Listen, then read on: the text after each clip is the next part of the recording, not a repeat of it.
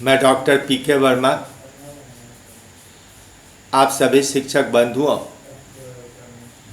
और छात्र छात्राओं का बायोटेक्नोलॉजी के इस सेशन में स्वागत करता हूं। आज बायोटेक्नोलॉजी का तीसरा सेशन है। पहले सेशन में मैंने कई सारे एंजाइम्स की चर्चा की थी, जिसे हम लोग टूल्स ऑफ बायोटेक्नोलॉजी कहते थे। साथ ही साथ मैंने आपको कई और टेक्निकल प्रोसेसेज बताया था, जिसमें ultra centrifugation, density gradient centrifugation और इलेक्ट्रोफोरेसिस की चर्चा हुई थी। पिछले सेशन में रिस्ट्रिक्शन एंजाइम की भी चर्चा विस्तार से की गई।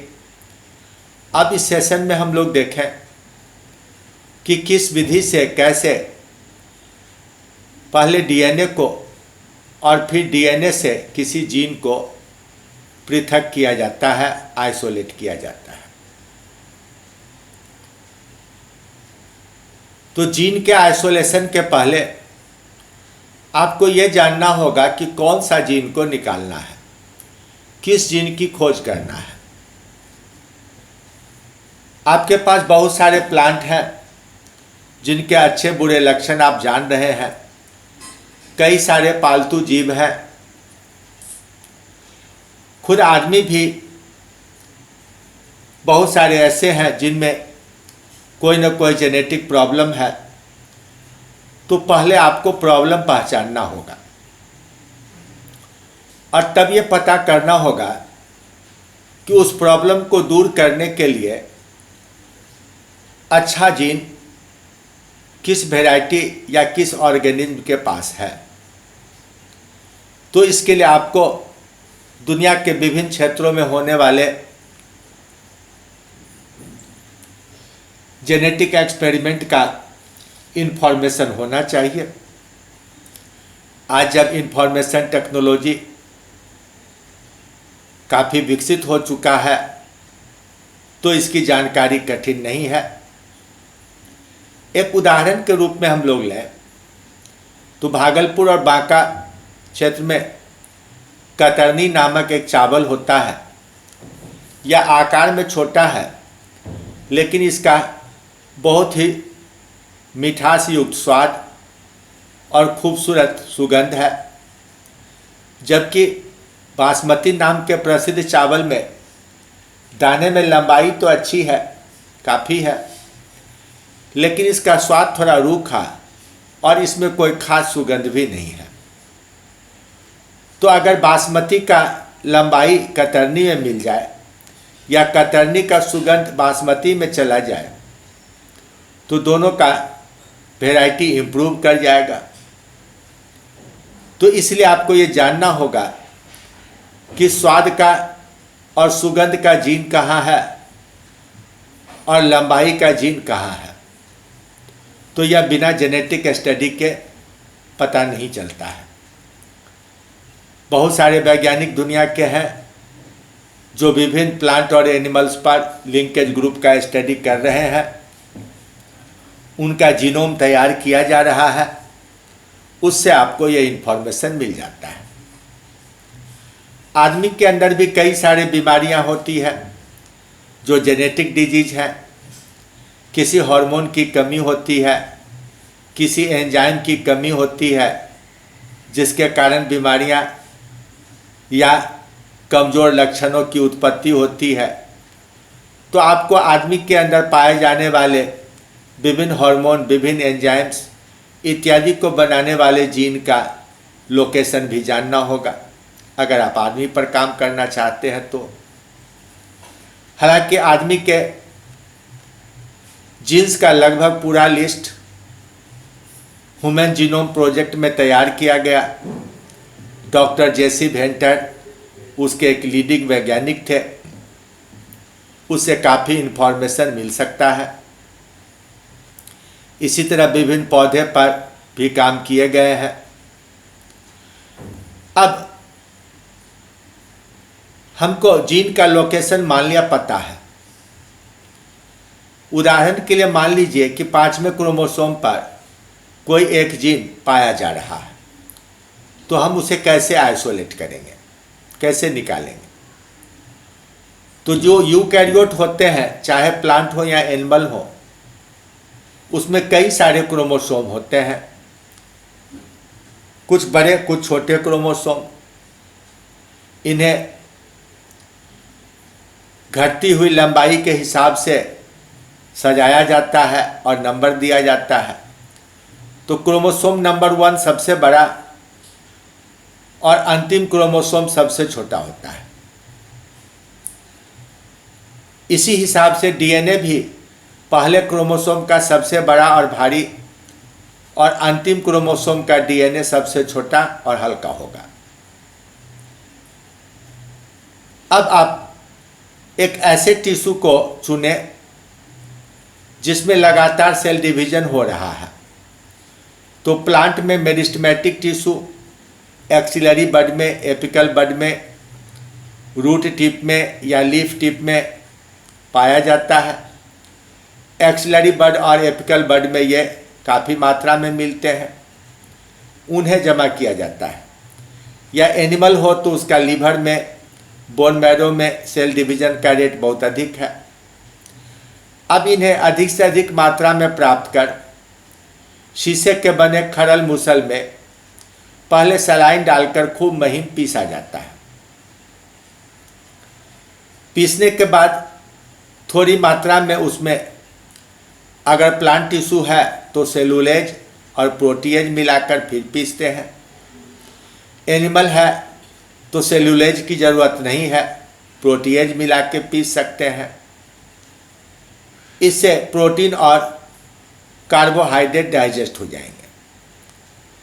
प्लांट में स्टार्च के रूप में और एनिमल टिश्यू में ग्लाइकोजन के रूप में पॉलीसैकेराइड होते हैं। प्लांट के सेलुलोज का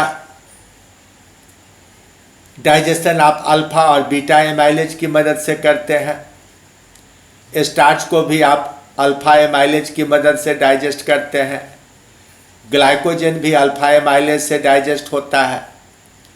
साथ में अगर आप राइबोन्यूक्लियेज मिला देते हैं तो आरएनए भी डाइजेस्ट हो जाएगा। तो सिर्फ एक न्यूक्लिक एसिड बचेगा, डीएनए। अब इस होमोजिनेट में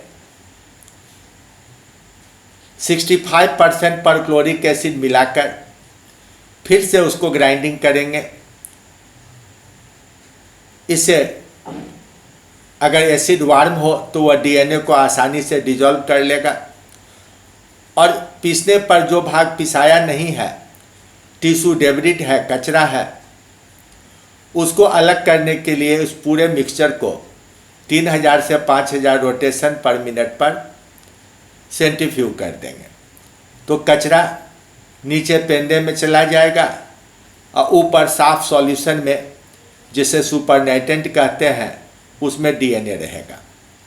इसे अब एक नए टेस्ट ट्यूब में ले लेंगे। अब इसमें एक्सेस अमाउंट में इथेनॉल मिलाएंगे। पहले यह एसिड को एस्टरीफाई कर देगा और बाद में जब एक्सेस अमाउंट होगा तो डीएनए इसमें प्रेसिपिटेट कर जाएगा। आपको पूरा सॉल्यूशन ट्रांसपेरेंट के बदले सफ़ेद दिखने लगेगा।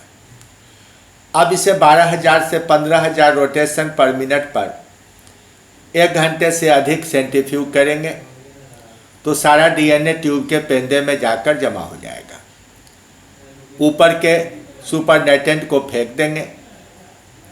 चाहे तो डीएनए को हम सुखा के रख सकते हैं और नहीं तो तुरंत हम उसमें थोड़ा सा परक्लोरिक एसिड मिलाकर फिर से घोलेंगे और उसको डेंसिटी ग्रेडियंट सेंट्रीफ्यूगेशन के लिए उपयोग में लाएंगे। डेंसिटी ग्रेडियंट सेंट्रीफ्यूगेशन से अलग अलग डीएनए अलग अलग भार का अलग अलग लेयर में आपको दिखाई पड़ेगा। तो आप हर सैंपल को पिपेट की मदद से एक एक ट्यूब में जमा कर लेंगे। मान लिया 5वां क्रोमोसोम था तो जो 5वां हाईएस्ट मोलिकुलर वेट होगा उस डीएनए फ्रैक्शन को लेंगे अलग टेस्ट ट्यूब में।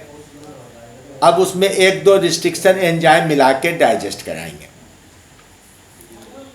पिछले सेशन में मैंने बताया था कि यह एक विशेष एंजाइम है जो डीएनए के ऊपर बने हुए एक रिकॉग्निशन सीक्वेंस को पहचान कर वहाँ से ही काटता है। काटने के कारण इसे मोलेकुलर बायोलॉजी का छुरी या कैंची कहा जाता है।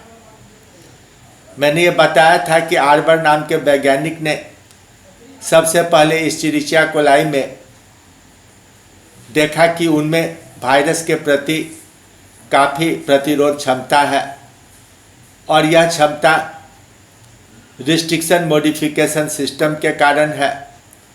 इस सिस्टम में यह रिस्ट्रिक्शन एंडोन्यूक्लियस और मिथाइलेज एंजाइम होता है। अभी हमारे पास 300-350 से ज़्यादा इस तरह के एंजाइम हैं जो डीएनए पर बने हुए विशेष सजावट वाले हिस्से पर रिकॉग्निशन सीक्वेंस पर ही जाके काम करते हैं। इस सीक्वेंस में उल्टा सीधा एक समान एक पैलिंड्रोमिक अरेंजमेंट होता है जिसमें एक्सिस के एक ओर पाए जाने वाले 2 से 4 जोड़े बेसेज का पूरक सजावट कॉम्प्लीमेंट्री अरेंजमेंट एक्सिस के दूसरी ओर होता है। जैसे इको R1 में एक तरफ GAA है तो दूसरी तरफ TTC होगा। हिंड 2 में एक तरफ GT और पायरिमिडीन है तो दूसरी तरफ प्यूरिन और AC होगा। अब जहां आपको तीर दिखाया गया है वहीं पर से यह कट करने का काम करता है। यानी G के बाद अगर A हो तो एक स्टैंड कटेगा, दूसरा स्टैंड भी उसी तरह G के बाद A पर कटेगा। तो 4 बेसेज बीच के AATT और इधर से TTAA ये अनपेयर्ड रह जाएंगे। इन्हें हम स्टिकी एंड्स कहते हैं। लेकिन हिंड 2 बीचों बीच काटता है, दोनों ओर बराबर बराबर दूरी पर काट लेता है, इसलिए इसमें ब्लंट टर्मिनल होता है।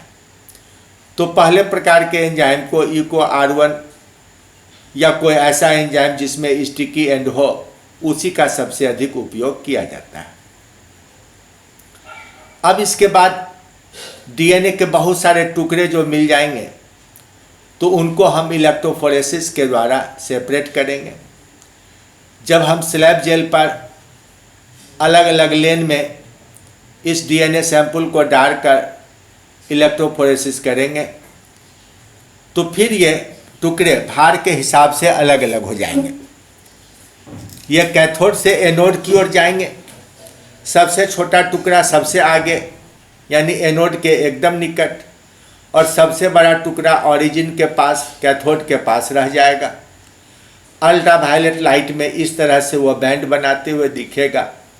देखिए पहले लेन में बहुत टुकड़े हैं, बहुत कम भार का अंतर है तो बड़ी क्लोज दिखाई पड़ते हैं। दूसरे में काफ़ी अंतर दिख रहा है। अंतिम वाले में देखिए बहुत कम बैंड है। तो इन्हें अल्ट्रावायलेट लाइट की मदद से देखेंगे और जेल पर से इन्हें काटकर अलग अलग टेस्ट ट्यूब में डालेंगे। फिर से हम उसे परक्लोरिक एसिड में घुला करके छान करके अलग करेंगे, सेंट्रीफ्यूज करके अलग करेंगे। तो इस तरह आपके पास जब अलग अलग डीएनए का टुकड़ा प्राप्त हो जाएगा शुद्ध रूप में तो एक विशेष प्रकार के ऑटोमेटेड जीन सीक्वेंसर की मदद से उनके बेस सीक्वेंस की जानकारी प्राप्त की जाएगी। और जब आपको डीएनए के उस टुकड़े में बेस सीक्वेंस का पता चल जाएगा तो आप आसानी से उससे बनने वाले मैसेंजर आरएनए की रचना, उस पर बनने वाले कोड यानी कोडोन और उससे ट्रांसलेशन होने वाले प्रोटीन की जानकारी प्राप्त कर लेंगे। अगर वह टुकड़ा आपके काम का प्रोटीन तैयार कर रहा है तो इसका मतलब हुआ कि आपका प्रयोग सफल हुआ। आपने उससे संबंधित जीन को आइसोलेट कर लिया। अब इस जीन की बहुत सारी कॉपी का निर्माण कराना होगा, हजारों लाखों करोड़ों कॉपीज का निर्माण कराना होगा। उसके लिए हम लोग क्लोनिंग वेक्टर या पीसीआर, पॉलीमरेज चेन रिएक्शन, इन दो विधियों को अपनाएंगे। तो अगले सेशन में हम लोग देखेंगे कि क्लोनिंग वेक्टर क्या होता है और उसमें जीन को कैसे पहुंचाया जाता है। तब तक के लिए धन्यवाद। Thank you very much.